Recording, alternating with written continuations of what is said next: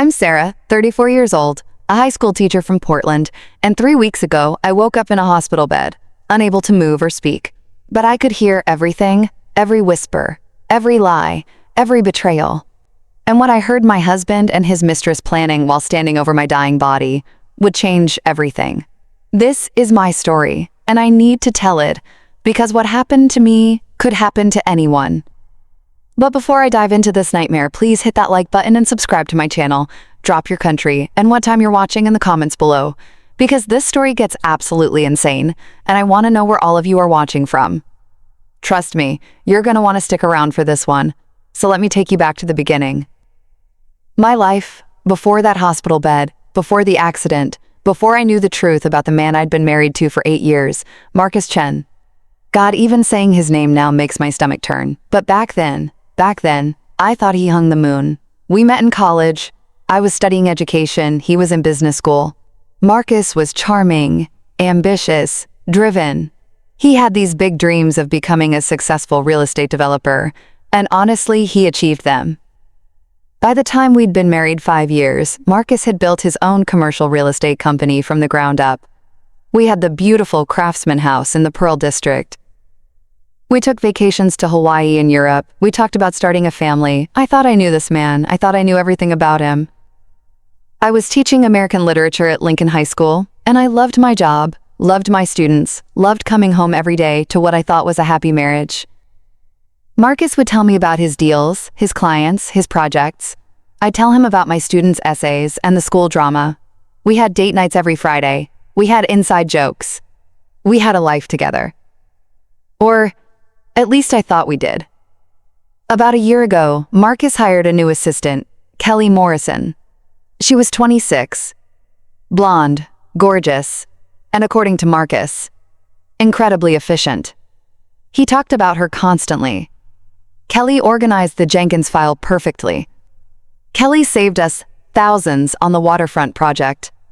Kelly is working late with me tonight on the proposal. At first, I didn't think anything of it. I trusted my husband. I trusted that our 8 years of marriage meant something. How naive I was. Kelly started showing up everywhere. Company dinners where spouses were invited. Kelly was there. Marcus's birthday party that I threw for him. Kelly stayed until midnight helping clean up. When I'd bring Marcus lunch at his office, Kelly would be in there with him, sitting close, laughing at his jokes. My friends started making comments. My sister asked me point blank if I was worried about her. And you know what I said? I said, Marcus loves me. He would never cheat. I trust him completely. God, I was such a fool. Things started changing around 6 months ago. Marcus became distant. He was always on his phone, always texting, always taking calls in the other room. Our Friday date nights got canceled more and more often. He stopped touching me the way he used to, stopped looking at me the way he used to. Whenever I try to talk to him about it, he brushes it off, saying he's stressed about work and that a major deal is in the works. He insists that once the deal closes, everything will return to normal. I wanted to believe him so badly. I wanted to believe that our marriage wasn't falling apart, that the man I loved wasn't slipping away from me. So I pushed down my suspicions. I ignored the sick feeling in my stomach when he'd smile at his phone screen. I pretended not to notice when he started going to the gym more and buying new clothes. I told myself I was being paranoid, that I was being insecure, that everything was fine. But deep down I knew some part of me knew that my marriage was a lie. I just didn't want to face it. Then came the night that changed everything. October 15th.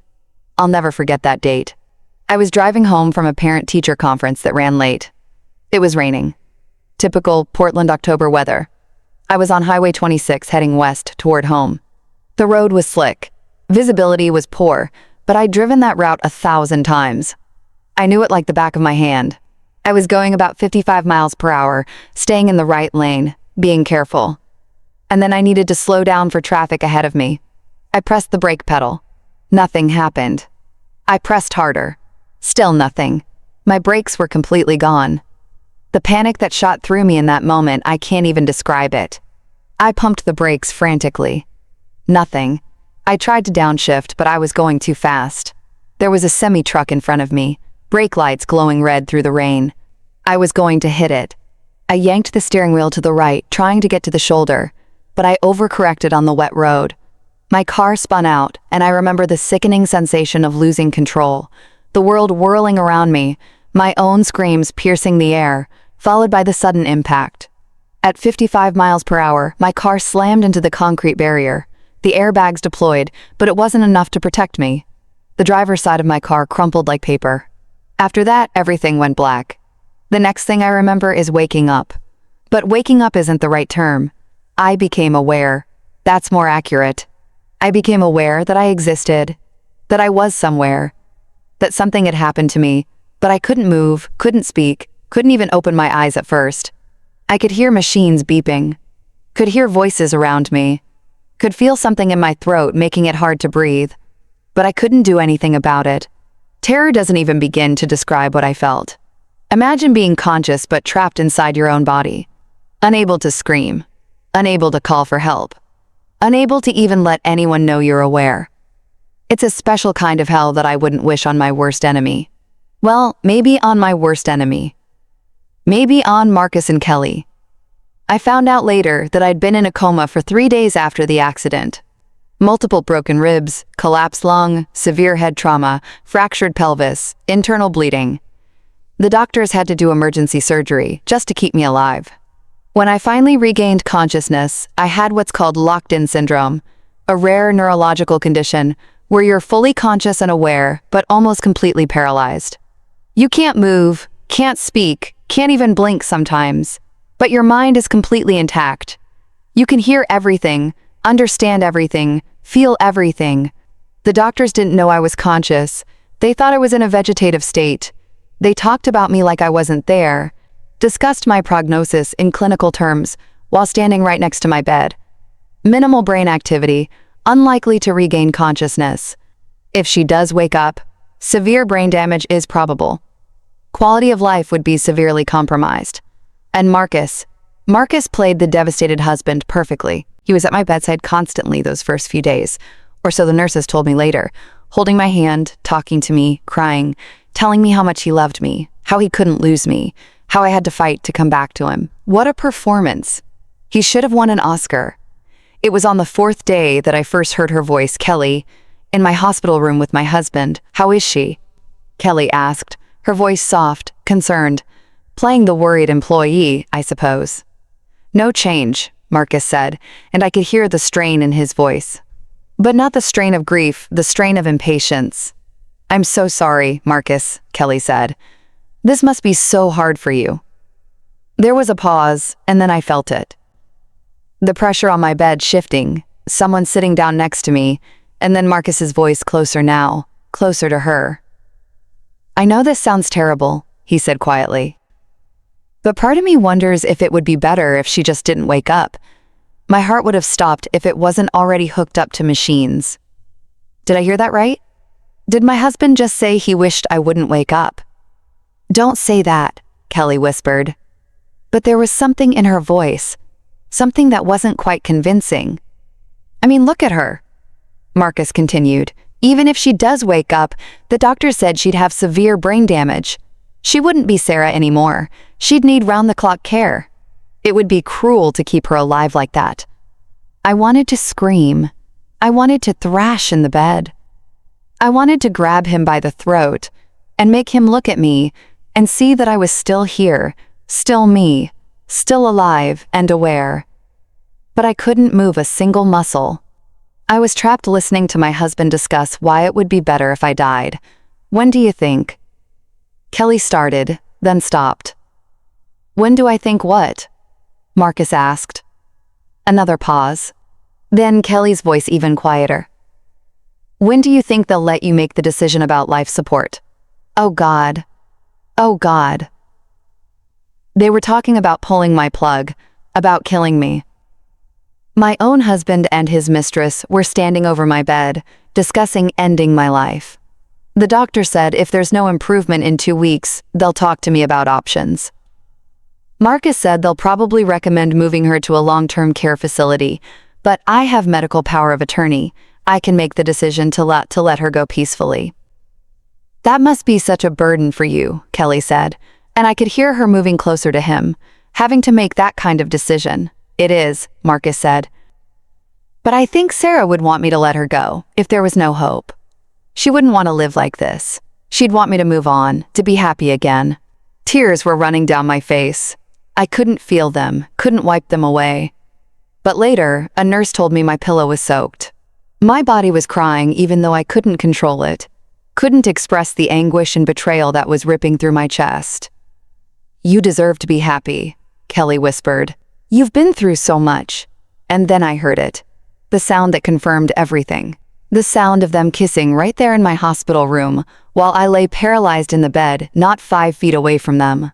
They were kissing, and I could hear the soft sounds of it, and I wanted to vomit. I wanted to die. I wanted to do anything but lie there and listen to my husband kissing another woman while discussing my death. They stayed for another 10 minutes, talking in low voices about mundane things, about his meetings the next day, about a client dinner, about how he should probably go home and get some rest. They kissed again before leaving, and then I was alone with the machines and the horror of what I'd just learned. That night was the longest of my life. I lay there in the dark, unable to sleep, unable to escape my own thoughts. 8 years of marriage, 8 years of my life, given to a man who was now planning my funeral while having an affair. How long had it been going on? How long had he been lying to me? Did he ever love me at all? Or was I always just a convenience, a placeholder, until something better came along? And the accident, the brakes failing, was it really just an accident? Or was it something more? The thought kept creeping into my mind, even though I tried to push it away. Marcus was a successful businessman, not a murderer, right? But then again, I thought he was a faithful husband, and look how wrong I was about that. Over the next few days, Marcus and Kelly came to visit regularly, always together, always playing their parts when nurses were around. Kelly, the concerned assistant, Marcus, the devoted husband. But when they thought they were alone, when they thought I couldn't hear them, they let their masks slip. I learned so much about their affair in those visits. They'd been sleeping together for 8 months. It all began at a conference in Seattle. Kelly had been drunk, and Marcus was stressed over a failing deal. One thing led to another, and after that, they couldn't stop. Secret meetings during lunch breaks, weekends away. When Marcus told me he was at business conferences, late nights at the office that were actually late nights at Kelly's apartment. "I can't wait until we can be together publicly," Kelly said one afternoon.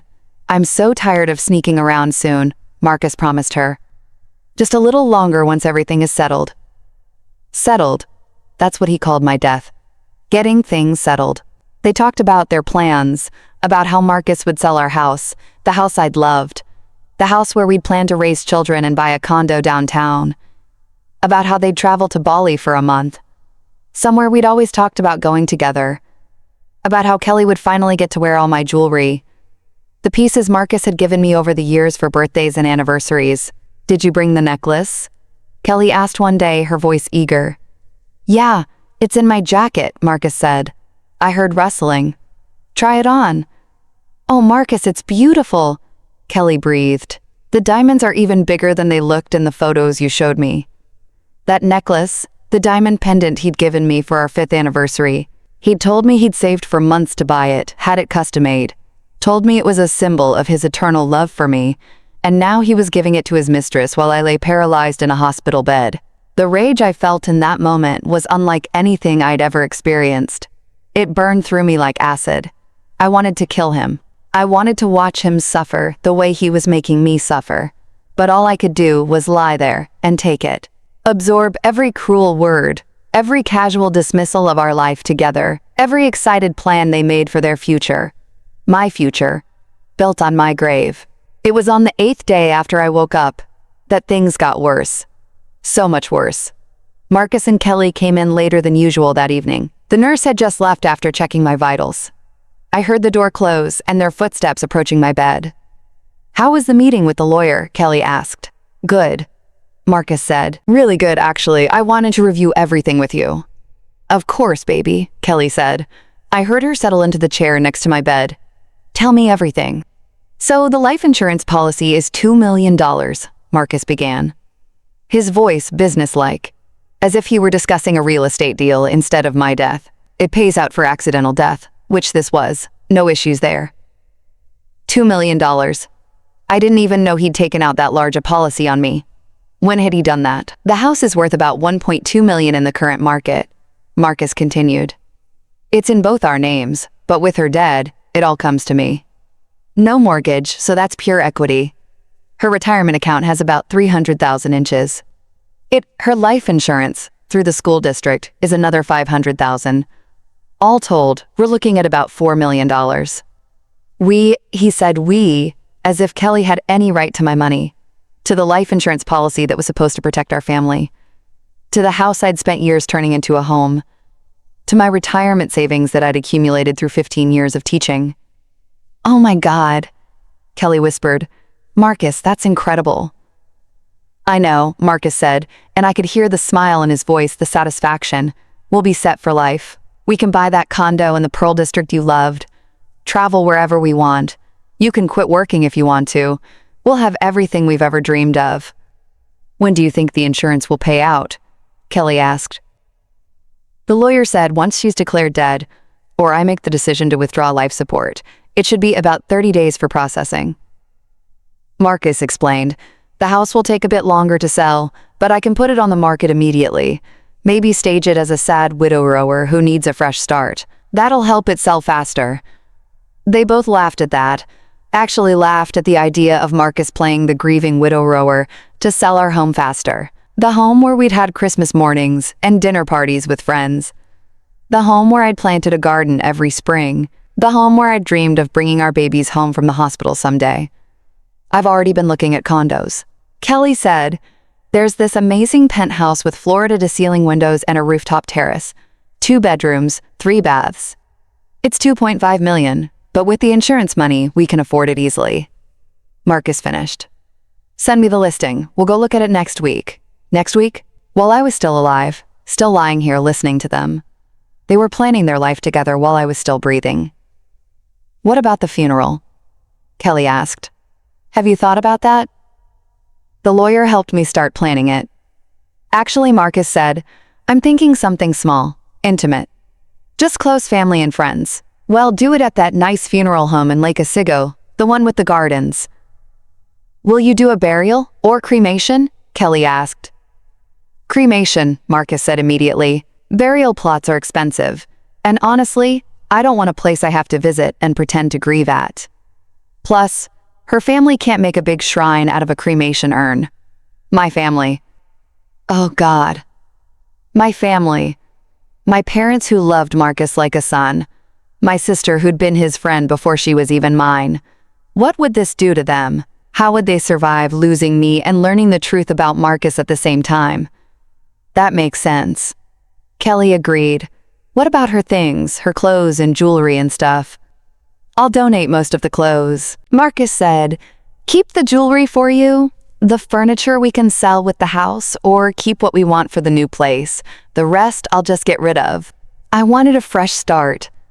No reminders. That was all I was to him now, a reminder to be disposed of. Not his wife, not the woman he had vowed to love and cherish, just an inconvenient reminder of a life he wanted to erase. I love you so much, Kelly said softly. I know this is hard, but we're going to be so happy together. I love you too, Marcus replied. And honestly, part of me is relieved. I was going to have to divorce her eventually, and this way is so much cleaner. No splitting assets, no alimony, no drama. The accident was almost convenient. Convenient. He called my accident convenient, the accident that left me paralyzed and trapped in my own body. The accident that shattered my pelvis and broke my ribs and collapsed my lung. Convenient. And then Kelly said, the words that changed everything. The words that confirmed my darkest suspicions. The words that turned this from a tragedy into a crime. Did you cut her bra lines like you planned? Kelly asked, her voice curious. Or was the accident really just luck? The room went silent. The only sounds were the beeping of my monitors and my own ragged breathing through the ventilator. My mind was screaming, screaming so loud I thought surely someone could hear it. He tried to kill me. Marcus tried to kill me. This wasn't an accident. He cut my brake lines. He sent me out on that rainy highway, knowing my brakes would fail. He tried to murder me for insurance money and a girl half his age. Kelly, Marcus said, his voice warning. What? Kelly said, there's no one here. She can't hear us. You said yourself she's practically brain dead. I know, but still, Marcus said, we shouldn't talk about that. Oh, come on, Kelly said, and I could hear her move closer to him. You can tell me. I've been dying to know. Did you actually do it? Another pause, a long one, and then Marcus's voice, quiet and cold. Yeah, he said. I did it. 2 days before the accident, I went out to her car in the middle of the night and cut the brake lines most of the way through. Weakened them enough that they'd fail under pressure, but not so much that she'd notice anything wrong right away. I knew she'd be driving home from that parent-teacher conference. Knew she'd be on the highway. It was supposed to look like an accident caused by the rain and bad road conditions. Oh my God, oh my God, oh my God, oh my God, oh my God. He really did it. He really tried to kill me. My husband, the man I'd loved, the man I'd trusted with my life. He'd crept out in the night and sabotaged my car and sent me to my death. That's brilliant, Kelly said, admiration in her voice. How did you know how to do it? YouTube, Marcus said, and he actually laughed. There are tutorials for everything. I practiced on a junk car, at a salvage yard first, to make sure I knew what I was doing. The whole thing took maybe 20 minutes. 20 minutes. 20 minutes was all it took for him to plan and execute my murder. 20 minutes to destroy 8 years of marriage. 20 minutes to try to end my life. Were you worried you'd get caught? Kelly asked. A little, Marcus admitted, but brake failure in the rain is pretty common, especially on older cars. And Sarah's car was a 2015. Not brand new, but not old enough to raise too many questions. The police investigated it as just an accident. They didn't even check the brake lines closely because the whole front end was so destroyed. God, you're smart, Kelly purred, and brave. I don't know if I could have done it. You didn't have to, Marcus said.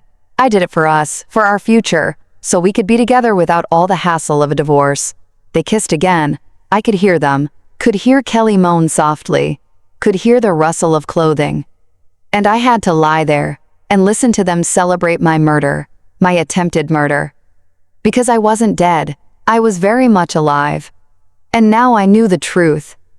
The rage and pain I felt in that moment was beyond description, beyond anything I'd felt before. It was a howling, shrieking hurricane inside my chest. I wanted to tear him apart with my bare hands. I wanted to make him feel every bit of pain he'd caused me.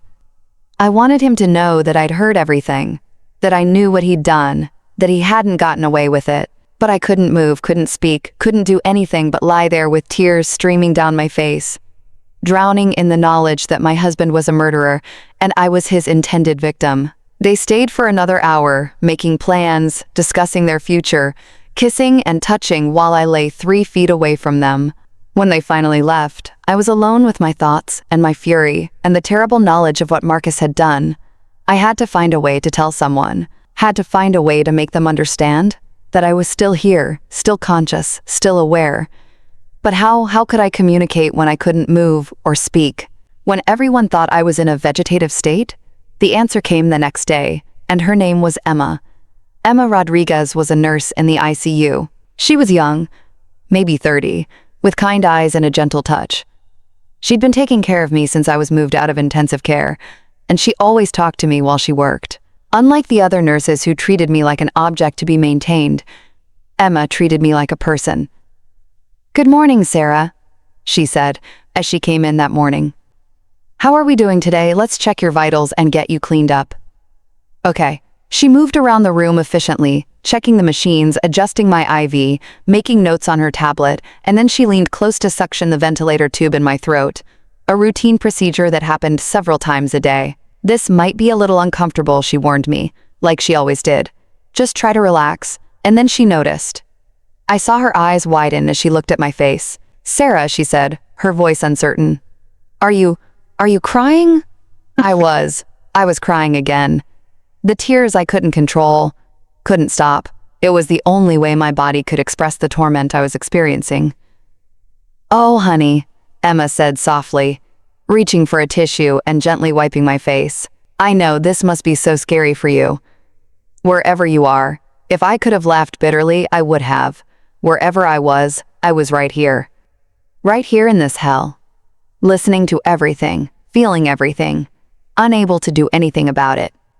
Emma finished cleaning my face and went back to her work, but I could see her glancing at me occasionally, a thoughtful look on her face.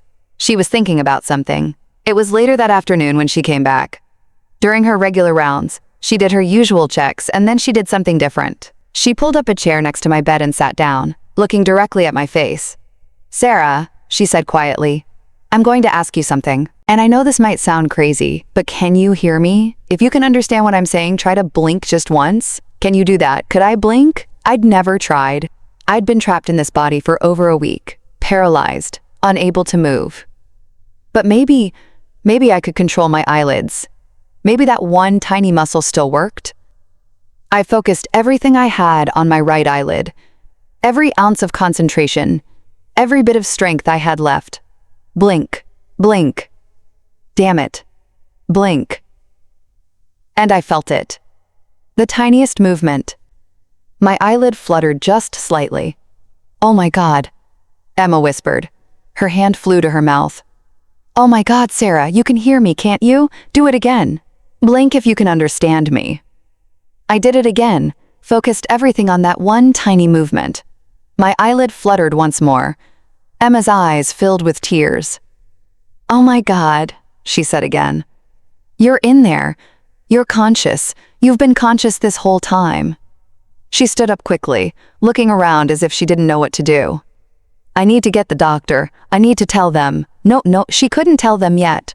Not while Marcus still had medical power of attorney. Not while he could still make the decision to pull my plug. I needed to tell Emma the truth first. Needed her to know what Marcus had done. But how could I communicate that? How could I tell her with just eye blinks? Emma must have seen the panic in my eyes because she sat back down. Wait, she said. Are you scared?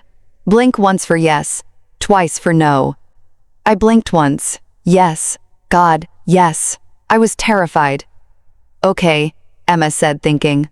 Are you in pain? 2 blinks. No physical pain I could handle. It was the emotional pain that was killing me.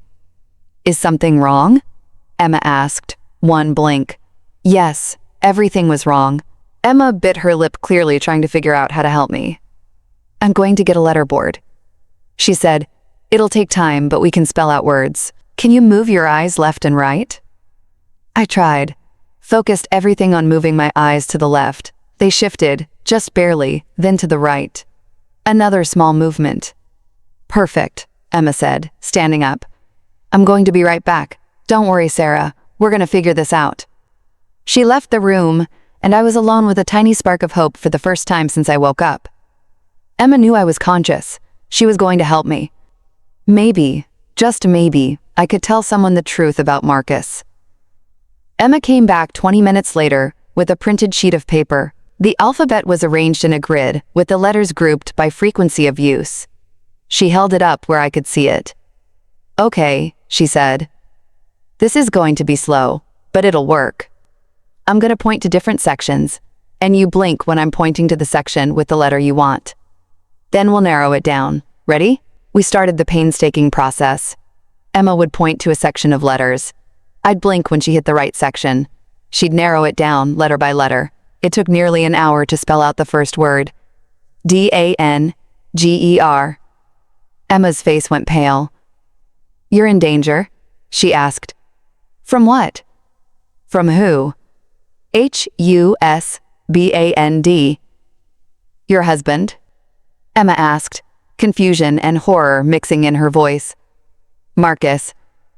But he's been here every day. He seems so devoted to you. I would have laughed if I could. Devoted? Sure, devoted to collecting my life insurance. We continued spelling. It took hours. Emma had to leave for other patients and come back. But slowly, letter by painful letter, I told her everything about the affair, about the plans for my funeral, about the money, and finally about what I'd heard Kelly ask, and what Marcus had admitted. HECUTMYBRAKES. Emma sat back in her chair, her face white. "He tried to kill you," she whispered. "Oh my God, Sarah. He tried to murder you for insurance money. One blink." "Yes, and you heard him confess this. Him and his mistress. One blink." "When do they come visit again?" Emma asked. I spelled out TONIGHT. Emma looked at the clock. It was already 6 p.m., Marcus, and Kelly usually came around 7. "Okay," Emma said, her voice taking on a determined tone. "Okay, I believe you, Sarah. And we're gonna catch them. I'm gonna record them. I'll hide my phone in here somewhere where it can pick up audio, and if they say anything incriminating, we'll have proof." She stood up and looked around the room, trying to find a good hiding spot. Finally, she tucked her phone behind the water picture on the table next to my bed, positioning it so the microphone was exposed, but the phone itself was hidden. "It's recording," she whispered to me. "If they confess again, we'll have evidence. Just stay calm, okay? I'll be right outside if you need me." Emma left, and I was alone with the recording phone and my racing thoughts. Would they say anything incriminating? Or had that conversation yesterday been a one-time thing, a moment of carelessness that wouldn't be repeated? At 7:15 p.m., I heard the door open. Marcus and Kelly. "Hey, baby," Marcus said, and I knew he was talking to me, performing for anyone who might be watching. "How are you today? Any changes?" Silence as he presumably checked the machines or looked at my chart. "Still nothing," he said, and now his tone was different, flat, disappointed. "It's been almost 2 weeks," Kelly said. "When can you talk to the doctors about, soon?" Marcus asked. He said the neurologist was supposed to give his full assessment tomorrow. If he confirmed there was no brain activity and no chance of recovery, Marcus could make the decision to withdraw life support. "And then?" Kelly asked. "And then we wait." Marcus said she'll pass within a few hours once we remove the ventilator. Then we start the process of settling everything. They were talking about killing me right there in front of me. They were casually discussing removing the machines that were keeping me alive, and they had no idea I could hear every word. That Emma's phone was recording every word. "I can't wait to start our life together." Kelly said, "Really start it without sneaking around." "Me too," Marcus said. "You know what I was thinking after the funeral? After everything is settled, we should take a trip somewhere tropical. Bali or the Maldives. Just get away from everything." On her insurance money, Kelly asked, and she actually giggled. While discussing spending the money from my death. "Why not?" Marcus said she's not going to need it. Might as well enjoy it. There was silence for a moment. Then Kelly spoke again, her voice lower. "Do you ever feel guilty?" She asked about what you did. My heart rate spiked, the monitor beeping faster. "Come on, Marcus. Confess again. Admit what you did." "Guilty," Marcus said. "Not really. I mean, it's not like I wanted to hurt her, but our marriage was over. She was holding me back. This way is just cleaner. She doesn't suffer through a divorce. I don't lose half my assets. And you and I get to be together. It's better for everyone." "But you killed her," Kelly said. "Or tried to. Doesn't that bother you at all?" "Say it," I thought. "Say you cut the brake lines. Admit it out loud one more time." "Look," Marcus said, his voice getting harder. "We've been over this. What's done is done. The brake lines were already pretty worn. I just helped them along. It's not like I shot her or something. It was quick, mostly painless. She probably barely knew what was happening before the crash. There it was. Not quite as explicit as before, but close enough. He'd admitted to tampering with my brakes, to causing the accident, to trying to kill me. "You're right," Kelly said. "I'm sorry. I don't know why I'm being weird about this. It's just being in here with her like this. It feels creepy." "We don't have to stay long," Marcus said. "Just long enough to look concerned if anyone asks. Then we can go back to your place." They stayed another 10 minutes, talking about mundane things. A client meeting, a movie Kelly wanted to see, what they were going to have for dinner. Just a normal couple, having a normal conversation. Except they were standing over the body of the woman one of them had tried to murder. When they finally left, I wanted to sob with relief. We had it. Emma's phone had recorded everything. Marcus's admission about helping my bra lines along. Their casual discussion of my death and how they'd spend my insurance money, all of it was on that recording. Emma came back in 5 minutes after they left. She grabbed her phone and plugged in headphones, listening to the recording. I watched her face go through a range of emotions: shock, disgust, horror, anger. When she finished, she looked at me with tears in her eyes. "I'm so sorry," she said. "I'm so sorry this happened to you. But we have them now, Sarah. We have everything on this recording. I'm gonna call the police and your family. We're gonna make sure Marcus pays for what he did to you." One blink. Yes. Thank God. Yes. But first, Emma said, "I need to talk to the doctor. You have locked-in syndrome, Sarah. You're fully conscious. Your brain is fine. You just can't move. The doctors need to know this immediately, because it changes everything about your care and your prognosis. And more importantly, it means Marcus can't make any decisions about withdrawing life support. You're a conscious patient. You have rights." Emma left to get the neurologist, and I was alone with the overwhelming relief of finally being heard, of finally having someone who knew the truth, who believed me, who was going to help me. Dr. Patel, the neurologist, came in with Emma 20 minutes later. He was a middle-aged man with graying hair and intelligent eyes. Emma must have briefed him because he came straight to my bed with a pen light and that letterboard. "Sarah," he said gently, "Nurse Rodriguez tells me you've been communicating with her, that you can hear and understand us. I'm going to do some tests, okay? Just follow my instructions as best you can." He ran through a series of tests, asked me to blink on command, to move my eyes in different directions, to blink once for yes and twice for no to various questions. Each tiny movement I could make seemed to excite him more. "Remarkable," he kept saying. "Absolutely remarkable. Classic locked-in syndrome. Full consciousness, full cognitive function, but almost complete paralysis, except for vertical eye movement and blinking." He turned to Emma. "This changes everything. We need to run a full neurological workup immediately, and we need to notify her family." "Does her husband know?" "No," Emma said firmly. "And we need to talk about that privately." Dr. Patel looked confused, but nodded. "Sarah, I'm going to step outside with Nurse Rodriguez for a moment. We'll be right back." They left, and I could hear their muffled voices in the hallway. Emma was telling him everything about the affair, about the plan to withdraw life support, about the recording, about Marcus's confession that he'd cut my brake lines. When they came back in, Dr. Patel's face was grave. He looked at me with a mixture of compassion and horror. "Sarah," he said, "I've listened to the recording. I'm going to call the police right now. And I'm going to call your emergency contact list to find a family member who isn't your husband." "Who should we call?" "My sister." I needed my sister. Emma helped me spell out her name and number using the letterboard, Jennifer, and then the phone number, digit by painful digit. Dr. Patel made the call. I couldn't hear what Jennifer said on the other end, but I heard his side of the conversation. "Miss Chen, this is Dr. Patel from Oregon Health and Science University. I'm calling about your sister, Sarah. Yes, she's stable. Actually, that's why I'm calling. Sarah has regained consciousness. I need you to come to the hospital immediately. There's been a development, and we need to speak with you in person. No, please don't call Marcus. This is very important. Come alone and don't tell anyone else you're coming. Especially not Marcus. I understand this sounds strange, but I promise I'll explain everything when you get here. How soon can you be here?" Apparently Jennifer said she'd be there in 30 minutes because Dr. Patel thanked her and hung up. Then he called the police. "Yes, I need to report an attempted murder," he said into the phone.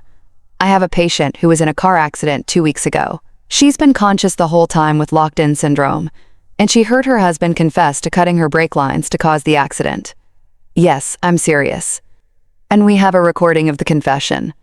Yes, we'll be here. She's in the ICU at OSU." After he hung up, Dr. Patel sat down next to my bed. The police are on their way. He said, "So is your sister. We're going to make sure you're safe, Sarah. Marcus won't be able to hurt you again." The relief that washed over me was so intense, I started crying again. Emma gently wiped my tears. "It's okay," she said softly. "You're safe now. We've got you." Jennifer arrived first, bursting into the room with wild eyes and a panicked expression. When she saw me, tears immediately started streaming down her face. "Sarah," she sobbed. "Oh my God, Sarah. They said you were in a vegetative state. They said you'd never wake up." Dr. Patel guided her to a chair. "Your sister is fully conscious," he explained. "She has locked-in syndrome. She can hear and understand everything, but she can't move or speak. She's been aware this entire time." Jennifer's hand flew to her mouth. "The entire time?" "She's been conscious for 2 weeks and no one knew." "We didn't know, doctor," Patel said gently.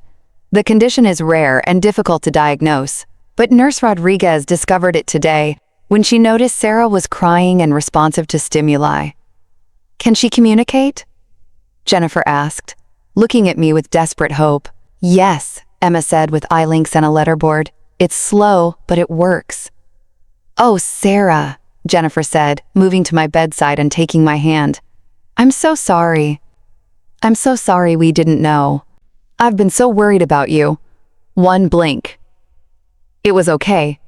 She was here now. That's what mattered. Dr. Patel cleared his throat. "Jennifer, there's something else we need to tell you. Something Sarah communicated to us. It's about Marcus." Jennifer's expression changed to confusion. "Marcus, what about him? He's been devastated.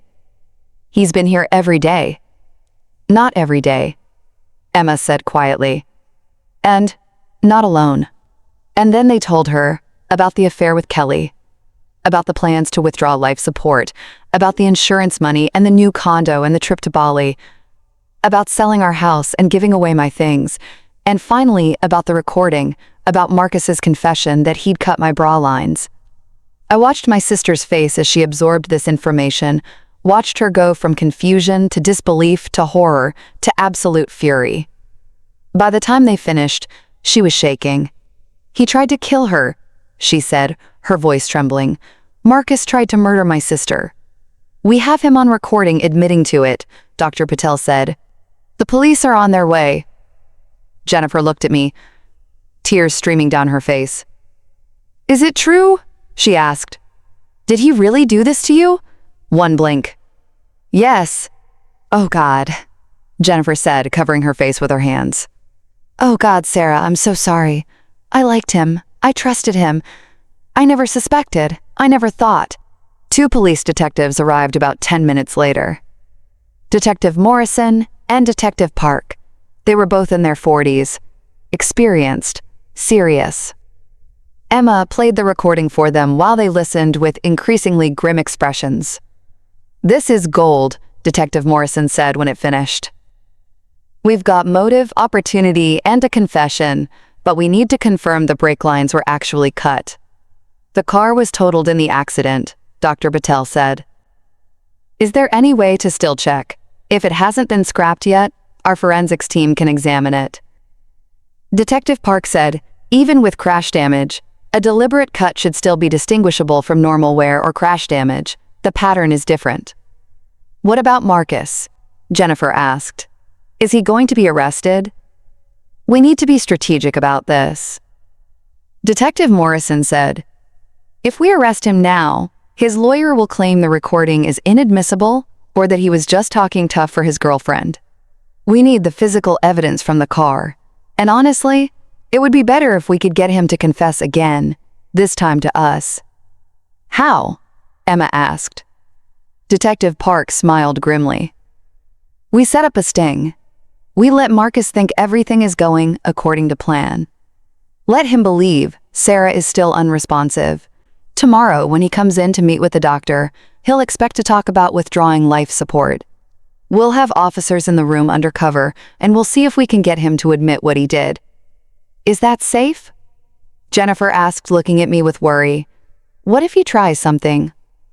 "We'll have multiple officers here," Detective Morrison assured her. Your sister will be completely safe, and this way we can make sure he goes away for a very long time." They worked out the details. Dr. Patel would call Marcus in the morning and tell him it was time to discuss Sarah's prognosis and options. Marcus would come in expecting to sign paperwork to withdraw life support, but instead he'd walk into a trap. "Sarah," Detective Park said, "coming to stand by my bed. I know this is frightening, but can you be brave for one more day? Can you pretend to still be unresponsive when Marcus comes tomorrow? We need him to feel confident. Safe. That's when people get careless and admit things." One blink. Yes, I could do it.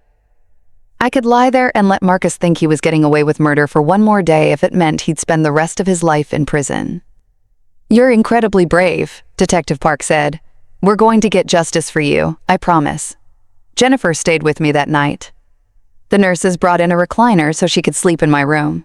She held my hand and talked to me for hours, telling me about everything that had happened in the 2 weeks since the accident, about how worried everyone had been, about the prayer vigils at my school, about our parents who were on a cruise in Alaska and didn't even know about the accident yet because Jennifer hadn't wanted to worry them until there was news. "I'll call them tomorrow," Jennifer said after Marcus is arrested.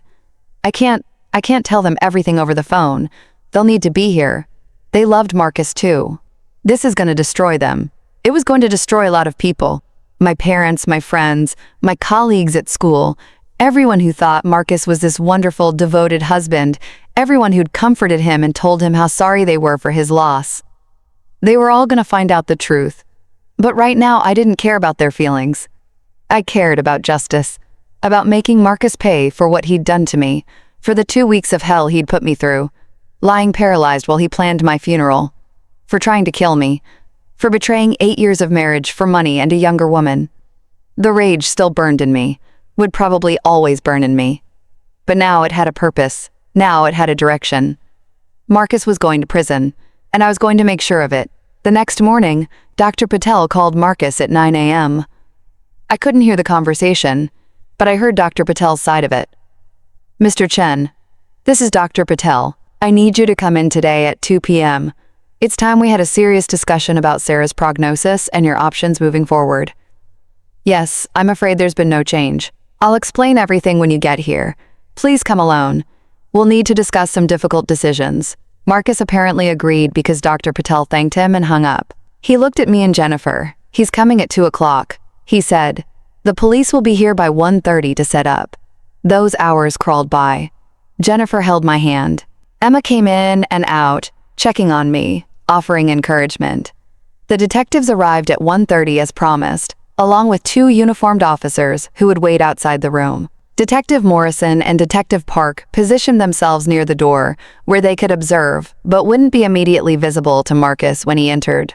They put a small recording device on Dr. Patel's coat pocket, another one on Emma's scrubs. They were taking no chances.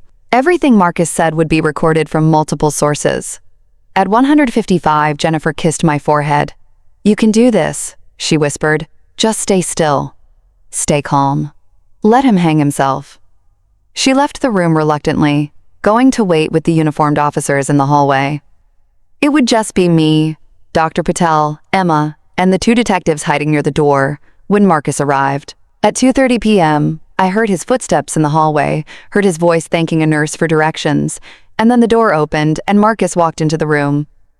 He looked tired, stressed. There were dark circles under his eyes. Good. I hoped he wasn't sleeping well. I hoped guilt was eating him alive, though I doubted it. Marcus had proven himself to be a psychopath. He'd probably just been stressed about pulling off his plan. "Dr. Patel," Marcus said, shaking the doctor's hand. "Thank you for meeting with me." "Of course," Dr. Patel said. "Please sit down. We need to discuss Sarah's condition."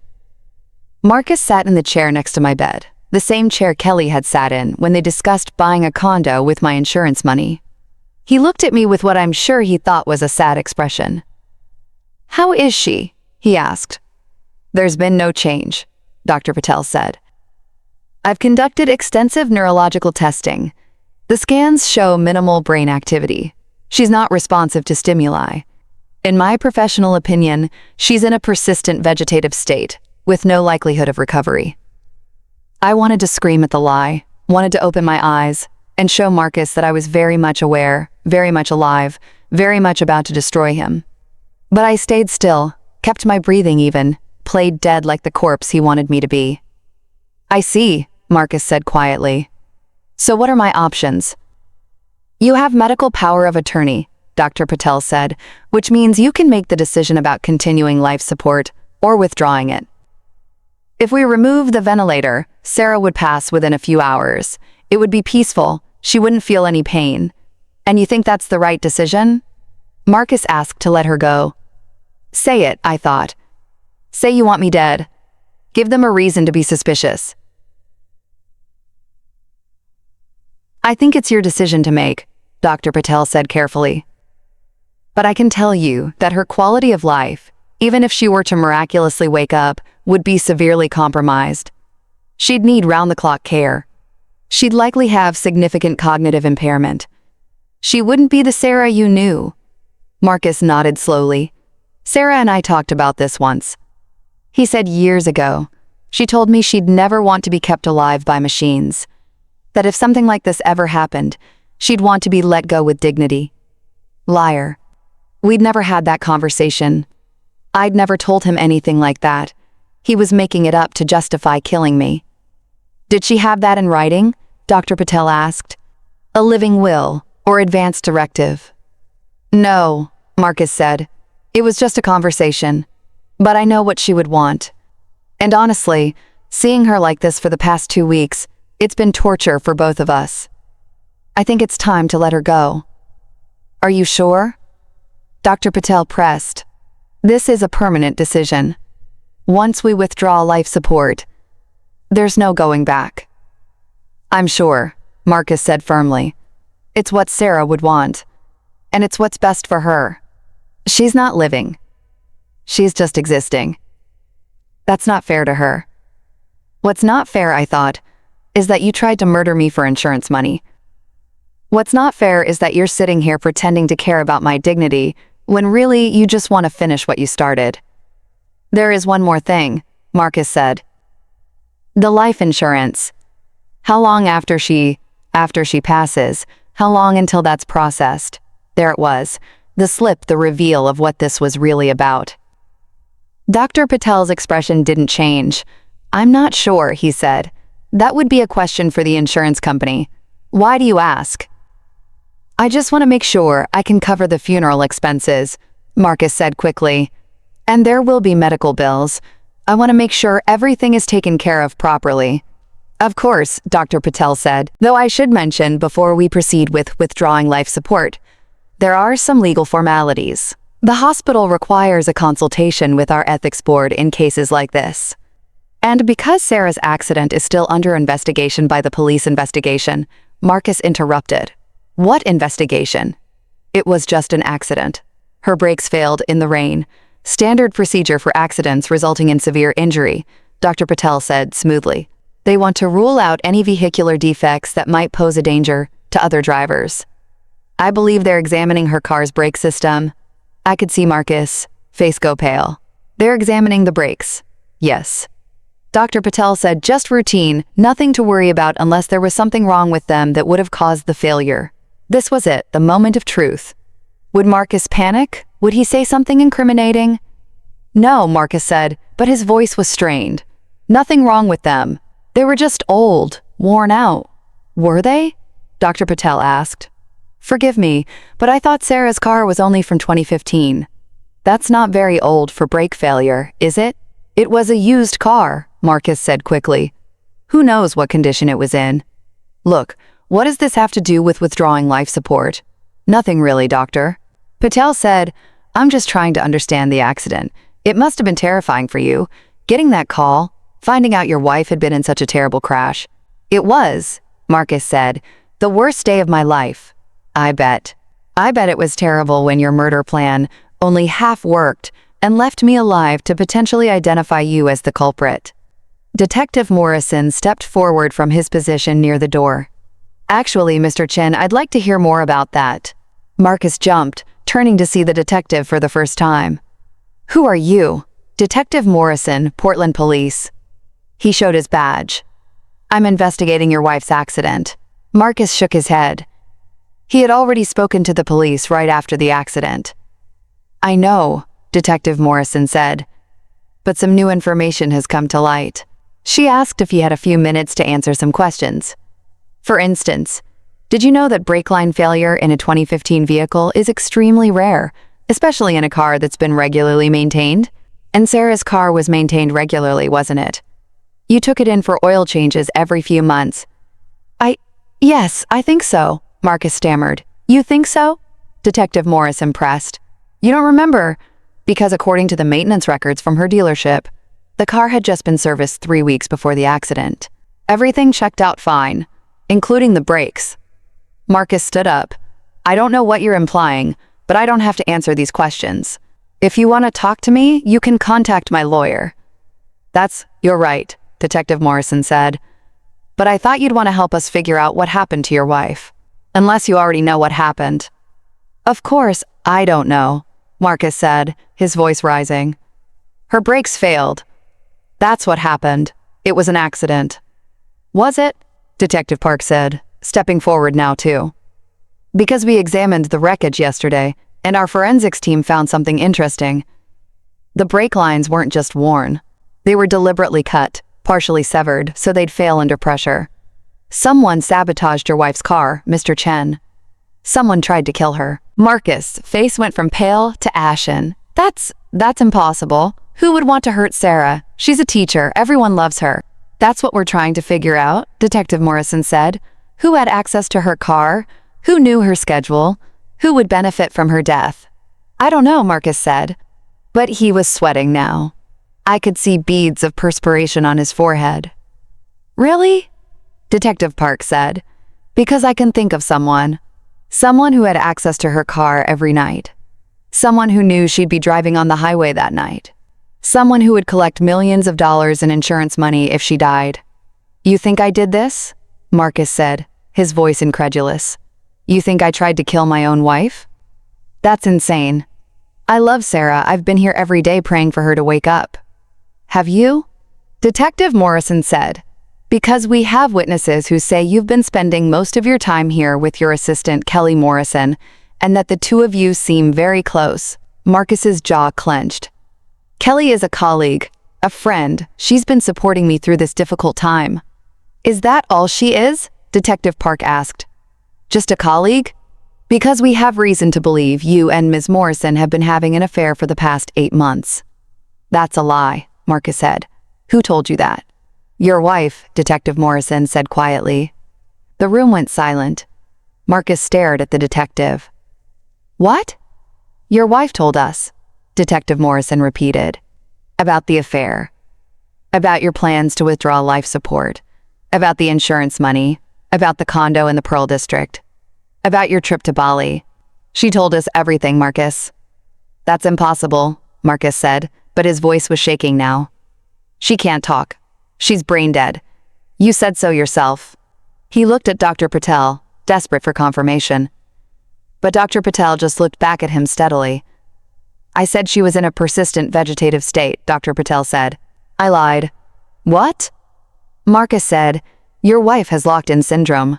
Dr. Patel explained, "She's been fully conscious this entire time. She can hear everything, understand everything. She just can't move or speak. But she can communicate. And she's told us everything you said to Kelly Morrison in this room, over the past 2 weeks. Everything about the affair, about the insurance money, about planning her funeral while she was still alive, and most importantly, about how you cut her bra lines." Marcus stumbled backward. "No," he said, "no, she can't. You never what?" Detective Park said, "Never cut her brake lines because we have you on recording saying you did exactly that. Want to hear it?" Detective Morrison pulled out his phone and played the audio. Marcus's voice came through clearly. "Yeah, I did it. 2 days before the accident, I went out to her car in the middle of the night and cut the brake lines most of the way through. Weakened them enough that they'd fail under pressure, but not so much that she'd notice anything wrong right away." Marcus's face crumpled as he heard his own confession played back to him. "Where did you get that?" he whispered, "from your wife." Detective Morrison said she had help recording it.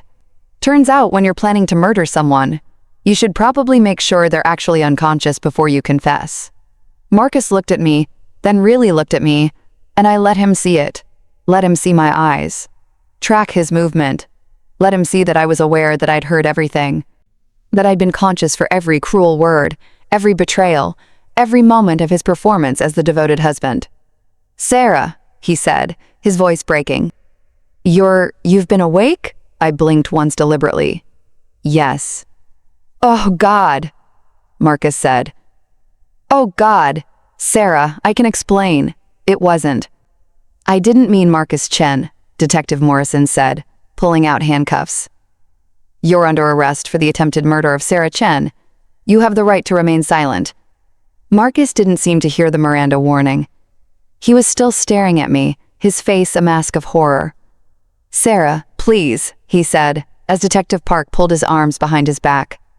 "Please, it wasn't supposed to be like this. I didn't want you to suffer. It was supposed to be quick. You weren't supposed to feel anything. Please, you have to understand." "Mr. Chen, stop talking," Detective Morrison said sharply. "Anything you say can and will be used against you in court." But Marcus couldn't stop. "I loved you," he said, tears streaming down his face now. "I did love you, Sarah. But things changed. I changed. Kelly and we just fit together. And I couldn't afford a divorce. The business was underwater. I needed that insurance money. I needed to start over. Please try to understand." They dragged him out of the room, still talking, still trying to justify what he'd done. And I lay there in the bed watching him go, feeling a savage satisfaction I'd never felt before. He was caught. He was going to prison. And I was alive to see it. Jennifer rushed back in the moment they took Marcus away. She was crying, laughing, hugging Emma and Dr. Patel. "You did it," she said to me, coming to hold my hand. "Sarah, you did it," he confessed. "They have everything. He's going away forever." One blank. Yes, it was over. The nightmare was finally over. The next few days were a whirlwind. Kelly Morrison was arrested as an accomplice. The forensics report confirmed that the brake lines had been deliberately cut. The recordings were admitted as evidence. Marcus, lawyer, tried to get them thrown out, tried to argue entrapment or coercion, but it didn't work. The evidence was overwhelming. My parents flew back from Alaska. They were devastated by everything. The accident, my condition, Marcus's betrayal, but mostly they were just grateful I was alive. Grateful that I was conscious and aware, grateful that I'd survived Marcus' murder attempt. "We're going to get you the best care," my father said, holding my hand with tears in his eyes. "The best therapists, the best doctors. We're going to help you recover as much as possible." And they did. Over the next few weeks, I was transferred to a specialized rehabilitation center, started intensive physical therapy with specialists in locked-in syndrome. Slowly, painfully, I began to regain tiny amounts of movement, a twitch in my fingers, a slight movement in my toes. The doctor said it was miraculous. That most locked syndrome patients never recover any motor function. But I was determined, fueled by rage and the need for revenge. I wanted to stand up at Marcus's trial. Wanted to look him in the eye and tell him exactly what he'd put me through. Wanted him to see that he hadn't broken me, that I'd survived despite his best efforts. 6 months after the accident, I could move my right hand enough to use a special computer that tracked my finger movements. I could type out full sentences instead of spelling things letter by letter. My voice was starting to come back too, though it was weak and slurred. But it was my voice, my words, and I was going to use them to bury Marcus. The trial happened 8 months after the accident. Marcus pled not guilty, which was a joke considering all the evidence against him, but his lawyer tried anyway. Tried to argue that the recordings were taken out of context, that Marcus had been under extreme stress and just venting to his girlfriend, that he'd never actually cut the brake lines. But the forensics were clear. The brake lines had been deliberately severed, and there were security camera footage from the salvage yard showing Marcus visiting 3 weeks before the accident, the same salvage yard where he'd admitted to practicing on a junk car. I testified via video link from the rehab center. With Jennifer's help and my speech computer, I told the jury everything. Every moment of consciousness while paralyzed. Every cruel word I'd heard. Every betrayal. Every moment of terror, when I thought Marcus would succeed in killing me by withdrawing life support. The courtroom was silent when I finished. Several jurors were crying, while Marcus stared at the table, unable to look at me. Kelly, sitting in the gallery after pleading guilty to lesser charges in exchange for her testimony, sobbed into her hands. The jury deliberated for less than 3 hours. Guilty on all counts: attempted first-degree murder, insurance fraud, and conspiracy to commit murder. The judge sentenced him to life in prison without the possibility of parole for 25 years. Kelly got 10 years for being an accomplice. I was in the courtroom for the sentencing in my wheelchair with my family around me. When the judge read the sentence, I felt a weight lift off my chest that I'd been carrying for months. Justice. Finally, justice. Marcus looked at me as they led him away in shackles. He opened his mouth like he wanted to say something. But what could he say? What words could possibly make up for what he'd done? I looked him in the eye and with enormous effort lifted my right hand and I gave him the middle finger. The bailiffs dragged him away. I never saw him again. That was 2 years ago. Now I'm sitting in my parents' living room typing this story on my computer. I've recovered more than the doctors ever expected. I can walk with a cane. I can talk, though my speech is still a bit slurred. I can use my hands well enough to type and feed myself, and do most daily activities. I'll never be 100% again, but I'm alive. I'm free. And Marcus is rotting in a prison cell where he belongs. I went back to teaching last fall, part-time at first, but now I'm back full-time. My students were amazing when I returned. They threw me a welcome back party and made cards and told me how inspiring I was. I didn't feel inspiring. I just felt grateful to be alive. I've been going to therapy, working through the trauma of everything that happened. The betrayal, the attempted murder, the 2 weeks of horror, lying paralyzed while my husband planned my death. It's not easy. Some days are harder than others, but I'm healing slowly but surely. The divorce was finalized a year ago. I got everything, the house, the assets, everything Marcus had tried to steal from me. I sold the house, too many bad memories. Bought a smaller place closer to my school, started over. And Emma, the nurse who saved my life. We're best friends now. She visits every week, brings wine, and we watch terrible reality TV and laugh about nothing. She's the reason I'm alive. If she hadn't noticed my tears that day, hadn't believed me, hadn't recorded Marcus, confession, I'd be dead. Marcus would have withdrawn life support, and no one would have ever known it was murder.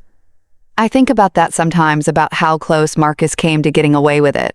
If the accident had killed me instantly, he'd be living in a penthouse with Kelly, spending my insurance money, and everyone would have thought he was the devoted husband who'd lost his wife too soon. The thought makes me sick, but it also makes me grateful. Grateful that I survived. Grateful that the truth came out. Grateful that justice was served. People ask me if I'm angry, if I hate Marcus, and honestly, I don't know. Hate is exhausting. Rage is exhausting. I spent so many months consumed by it, lying in that hospital bed with nothing but my fury to keep me company. But now I'm just tired. Tired of thinking about him. Tired of giving him any space in my mind. What Marcus did was evil, unforgivable. He tried to murder me for money. He betrayed 8 years of marriage without a second thought. He stood over my hospital bed and planned my funeral while I lay there conscious and aware. There's no coming back from that. No redemption arc, no forgiveness, but he doesn't get to define the rest of my life. He doesn't get to be the story I tell. I'm more than what he did to me. I'm a teacher, a sister, a daughter, a friend, a survivor. I'm Sarah Chen, and I'm alive despite his best efforts. To anyone listening to this story, I want you to hear this. Trust your instincts about people. If something feels wrong, it probably is. Don't ignore red flags because you want to believe the best in someone. Don't stay in a relationship that doesn't feel right just because you've invested years in it. Your life is valuable, you are valuable. And if someone makes you feel otherwise, get out, get help, tell someone. And to anyone who's going through something similar, who's trapped in a relationship with someone who wants to harm you, you're not alone. There are people who will believe you, who will help you, who will fight for you, You deserve to be safe. You deserve to be loved. You deserve to live. I survived because one nurse took the time to see me. To really see me. To believe that I was still in there, still conscious, still fighting. Emma saved my life by simply paying attention, by trusting her instincts, by refusing to give up on me. We all have the power to be that person for someone else. To see them, to believe them, to help them.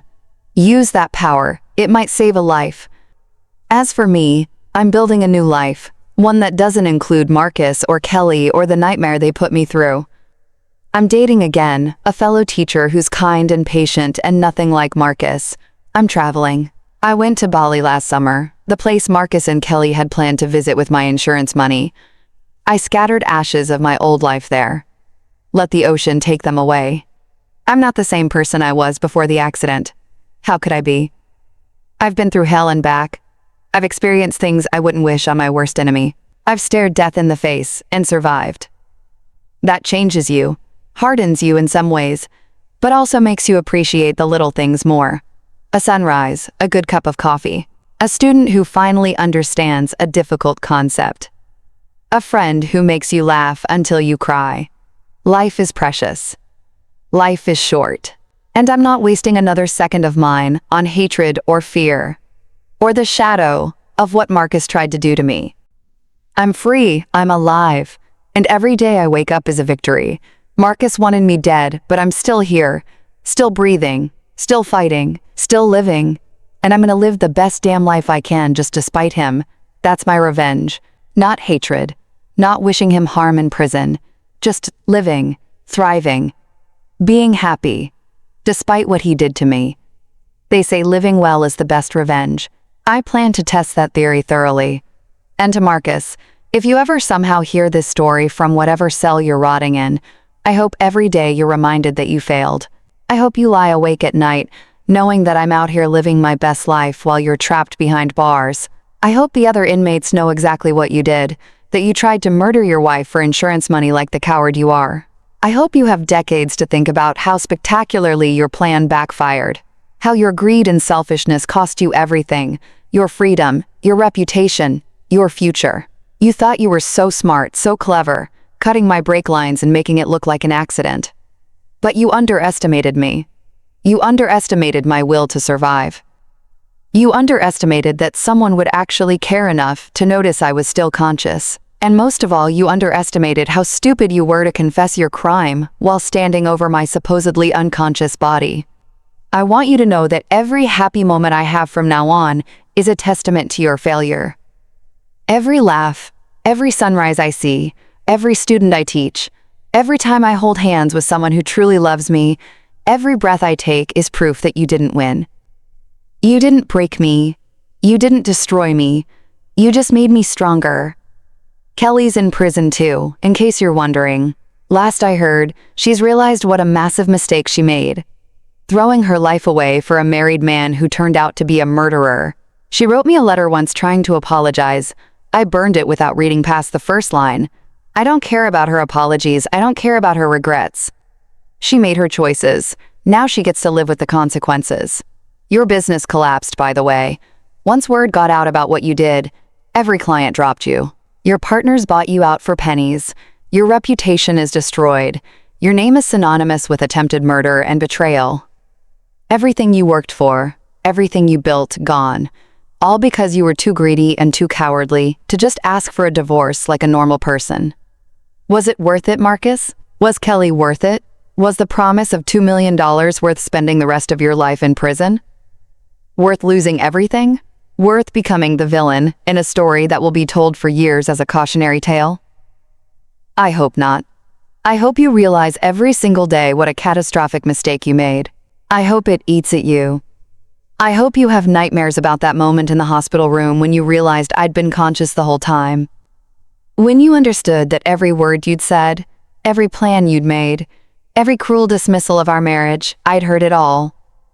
That moment when our eyes met and you finally saw me, really saw me, aware, conscious, judging you.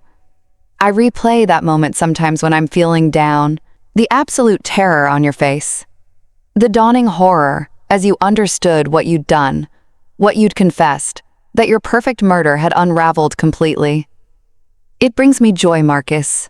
Your downfall brings me genuine joy. Does that make me a bad person? Maybe. But I think I've earned the right to take pleasure in your suffering after what you put me through. I testified at Kelly's sentencing too. Made sure the judge understood exactly what she'd done. How she'd participated in planning my death. How she'd tried on my jewelry while I lay paralyzed.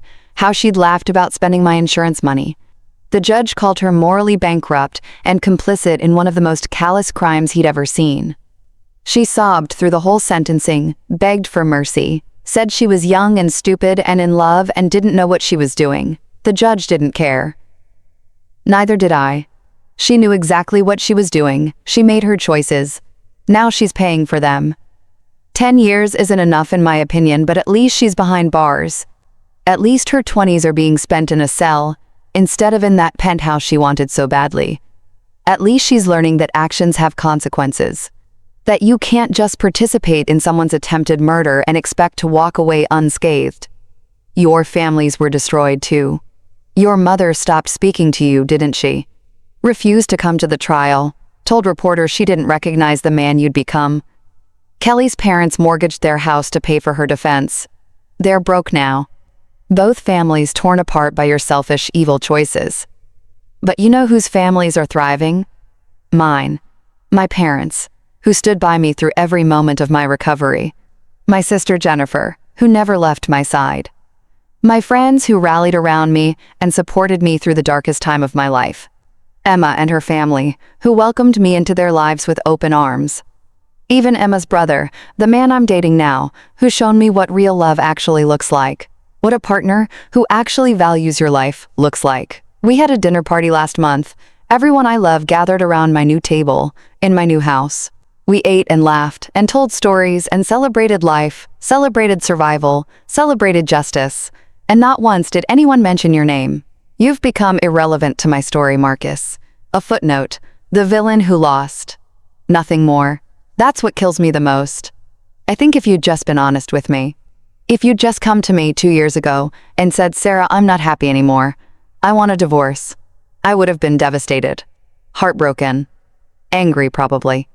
But we could have handled it like adults, split our assets, moved on with our lives. You'd be free right now. You could be with Kelly if you still wanted to be. You could have your business, your reputation, your life. But you were too greedy, too cowardly, too selfish. You wanted everything. The insurance money, the house, your business, Kelly, and you were willing to murder me to get it. And now you have nothing, absolutely nothing, but a prison cell and decades to think about your mistakes. There's a certain poetic justice in that, don't you think? I've thought a lot about why you did it, why you chose murder over divorce, and I've come to the conclusion that you're just broken inside. Something fundamentally wrong with your moral compass, with your empathy, with your basic human decency. Normal people don't look at their spouse of 8 years and think, I should kill her for insurance money. Normal people don't sabotage someone's car and send them to their probable death. Normal people don't stand over their dying wife's hospital bed and plan a funeral while kissing their mistress. You're not normal, Marcus. You're a sociopath, a narcissist, a murderer in your heart, even if your plan didn't succeed. And I'm glad I found out before you had another chance, because you would have tried again, wouldn't you? If I'd survived the accident but remained in a vegetative state, you would have pulled the plug, killed me legally, and no one would have questioned it because you played the devoted husband so well. But you underestimated locked-in syndrome. You underestimated my consciousness. You underestimated Emma's compassion and attention to detail.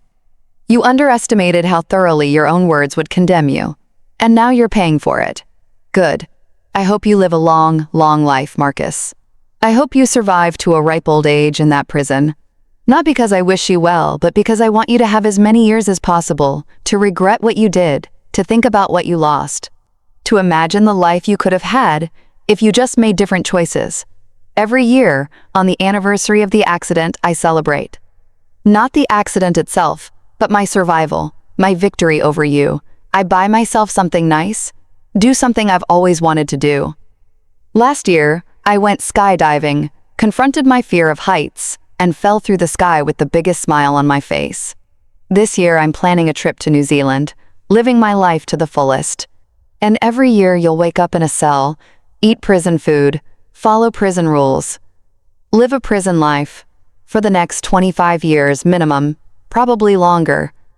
Because even after you're eligible for parole, I'll be there at every hearing, testifying, reminding the board exactly what you did, making sure they understand that you're still a danger. Still a manipulative, selfish murderer who doesn't deserve freedom. I'll be your worst nightmare, Marcus. The ghost you can't escape. The victim who survived, to make sure you never hurt anyone else. You wanted to erase me from your life to make me disappear so you could start fresh. But instead, I'm the only thing you have left. The only thing that matters in your story. You're the man who tried to murder his wife and failed. That's your legacy. That's what you'll be remembered for. Not your business success, not your ambitions, just your spectacular failure as a human being. And me, I'm the woman who survived, who fought back, who got justice. That's my legacy, and I'm okay with that. So thank you, Marcus. Thank you for showing me what real evil looks like. Thank you for teaching me how strong I actually am. Thank you for making me appreciate every single day of my life in a way I never did before. Thank you for introducing me to Emma, who's become one of my closest friends. Thank you for forcing me to rebuild my life into something even better than what I had before. Thank you for failing. I'm done talking about you now.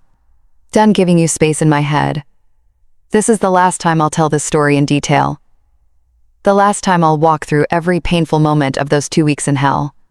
I needed to tell it once, fully, completely, so the world would know what you did. So your name would be permanently attached to this crime, so no one would ever forget. But after this, you're nothing to me. Less than nothing.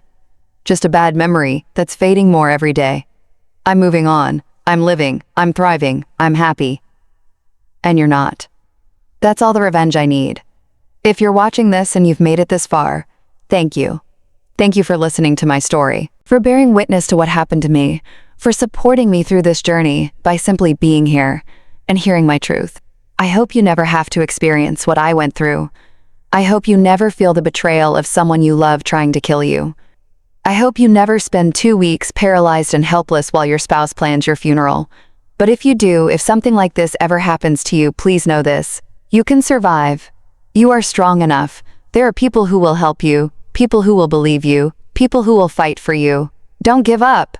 Keep fighting. Keep surviving, because living well really is the best revenge. And on that note, I'm signing off. I have a date with my boyfriend tonight. We're going to that new Italian restaurant downtown. Tomorrow, I'm teaching my favorite lesson of the year to my students. This weekend, I'm hiking with Jennifer and her kids. Next month, I'm attending Emma's wedding as her maid of honor. I have a life, a beautiful, full, meaningful life. And Marcus has a cell. I think we both got exactly what we deserved. Goodbye, everyone. Thank you for listening. And remember, trust your instincts, protect yourself, and never, ever underestimate the power of a woman who refuses to die.